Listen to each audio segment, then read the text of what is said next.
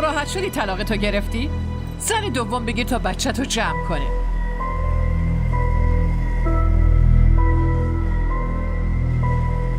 چیه؟ مگه بد میگم؟ مامان، من زن دومم گرفتم. خدا مرگم بده. زن دومم گرفتی؟ خب پس مشکلت چیه؟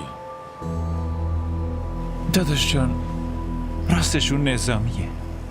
نمیخواد از حال مراقبت کنه. قاطعانه به هم نگفته. محیط اونجا برای بچه ها مناسب نیست، به خصوص بچه های همسن حاله.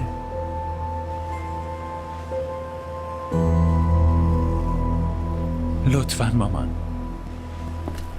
لطفاً قبول کنید دیگه. من کاملا مطمئنم که شما حاله را خیلی خوب تربیت میکنید، خیلی خوب ازش مراقبت میکنید.